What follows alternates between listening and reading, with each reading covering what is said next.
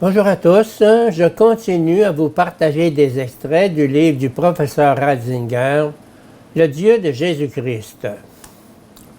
La réponse faite à Job n'est qu'un début, une anticipation hésitante de la réponse que donne Dieu en engageant son propre Fils dans la croix et la résurrection de Jésus-Christ.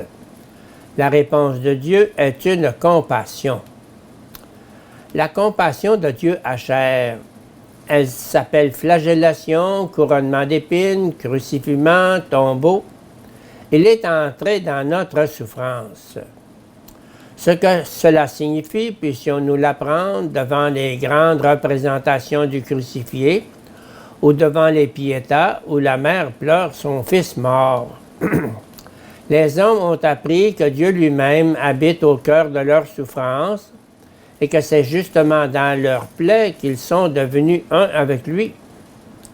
Le crucifié n'a pas retiré la souffrance du monde, mais par sa croix, il a changé les hommes et tourné leur cœur vers leurs sœurs et leurs frères qui souffrent. Par là, il les a fortifiés et purifiés les uns comme les autres. C'est de lui que vient ce respect de ce qui est au-dessous de nous, qui fait défaut à l'humanisme païen et qui s'éteint dès que cesse la foi au crucifié. Ne commençons-nous pas lentement à comprendre, avec tous les problèmes de notre sécurité sociale, qu'il y a des choses que l'on ne peut payer? La croix n'est pas restée le dernier mot de Dieu en Jésus-Christ. Jésus est ressuscité et à travers le ressuscité, Dieu nous parle.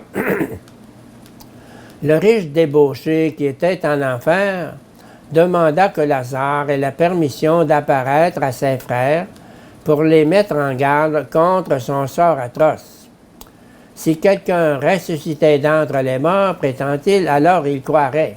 Luc 16, 27 suivant. Eh bien, le vrai Lazare est venu. Il est là et il nous interpelle. Cette vie n'est pas tout. Il y a une éternité. Parler de telles choses est aujourd'hui, même en théologie, tout à fait démodé.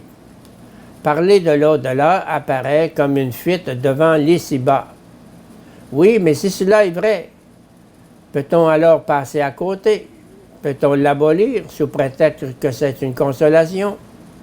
N'est-ce pas justement ce qui donne à la vie sa gravité, sa liberté et son espérance?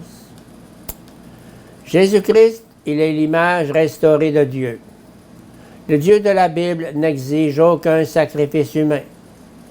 Dans l'histoire des religions, là où il apparaît, le sacrifice humain cesse. Avant qu'Abraham puisse porter la main sur Isaac, l'objection divine l'en empêche. Le bouc remplace l'enfant. Le culte de Yahvé commence par là. Le sacrifice du premier-né, exigé par la religion héréditaire d'Abraham, est remplacé par son obéissance et par sa foi. Pour le Dieu d'Israël, le sacrifice humain est une abomination. Moloch, le Dieu des sacrifices humains, est l'essence même des faux dieux auxquels s'oppose la foi de Yahvé. Pour le Dieu d'Israël, ce n'est pas la mort de l'homme qui est une offrande, mais sa vie. Irénée de Lyon a exprimé cela dans cette merveilleuse formule « Gloria Dei homo vivens », l'homme vivant, voilà la gloire de Dieu. C'est le genre de sacrifice humain d'offrande qu'il demande. Mais alors, que signifie la croix du Seigneur? Elle est la forme de cet amour qui a pris l'homme totalement et par suite est descendu également dans son péché et dans sa mort. Ainsi, cet amour est-il devenu sacrifice? Amour sans limite qui prend l'homme, la brebis égarée, sur ses épaules et à travers la nuit de son péché, le ramène au Père. Depuis, il y a une nouvelle manière de souffrir. Une souffrance qui n'est pas malédiction, mais amour qui transforme le monde.